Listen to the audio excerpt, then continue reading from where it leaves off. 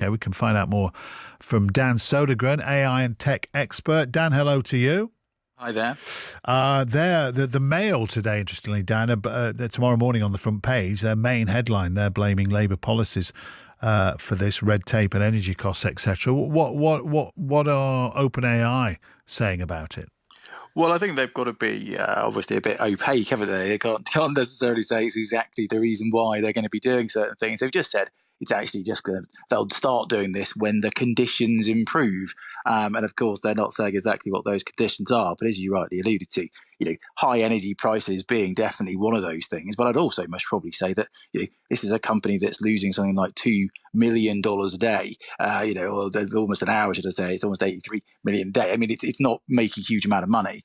It's having to stop a lot of its plans and expanding into different places. Okay. And I would imagine that the high energy costs in England, which have been quite historically the case versus Europe, nothing I don't massively think it's to do with this particular government, but it's just historical stuff. But also, the Labour government is kind of sticking by its guns to say, actually, we want a kind of AI which has a bit more regulation than the Americans, and therefore perhaps that's a political wrangling they don't like. Right, but user friendly. So have OpenAI overreached here? Then was this promise of investment a little bit speculative? Do you think?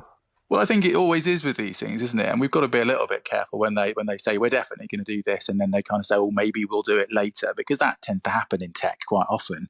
But I think it's also to do with lots of larger political things that are happening in the world, as we all know about. And of course, they've got to look at their costs and go, "Actually, is this a really good idea?" Also, the fact that the UK hasn't necessarily said with open arms that OpenAI can do whatever they like in the UK. And I think that's something we should be pretty proud of, because we really should be looking at regulating AI more than America does, because for our own society. Well, on that very point, Dan, and I saw this today and it was really interesting. So while you're here, this another AI company, Anthropic, say they've suppressed one of its programs because it was too dangerous to release to the public. What's that all about? Well, yeah, this gets extremely geeky, but this thing called mythos, as it's now been known, they're not releasing it to the public because it's far too powerful. If you look at some of the benchmarks that this thing has passed, it is actually quite scary what it can do. But it's particularly good at really kind of coding and cybersecurity side of things. And sadly, it could be used in the wrong hands for pretty disastrous effects. It's something like 90 times better than other models. It's about 6 times bigger. So you could argue that they're not releasing it. It's a bit like saying, we've got a car that's so fast it's going 400 miles an hour, so we can't put it on the roads. Right. Well, it could be a bit of a marketing PR stunt, but also you could have made the car. It looks like this car they've built also seems to have machine guns on the side. So it's a little bit dangerous, so don't give it to everybody, and that's what they're saying they're not going to do. But the fact is it exists, and this is what generally governments and ordinary civilians around the world are slightly worried about, Dan. That inevitably when these things are produced, they do get into the wrong hands. So what ultimately could a project like this be capable of?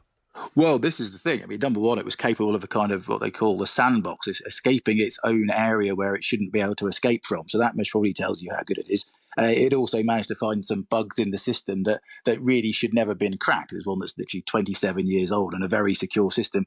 And because of what it does, it managed to find a way out. In fact, very famously, it emailed the researcher whilst he was on lunch to say, I'm already out and I've cracked this, which obviously spooked everyone, which is why they said, let's not give it to the rest of the world. So what they're doing is giving it to enterprise partners who could use it for cybersecurity for the good guys, rather than saying, let's everybody have this kind of highly weaponized tank, because why would you? You should definitely not do that. However, we've got to be a little bit careful because we did also say that ChatGPT 2 was too powerful to be given to human beings, and of course we're now on ChatGPT 5.4. So this is a PR stunt that happened about 7 years ago as well. Not saying it is a PR stunt. No, but I get that, because we are talking about it now, and people in that field will be very impressed and may want it. Maybe they're texting my show as we speak, Dan. I don't know.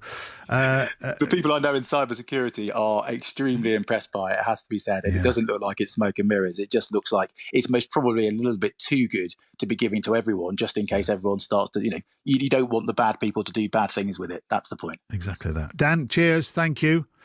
Dan Sodergren, AI and tech expert then on those AI headlines.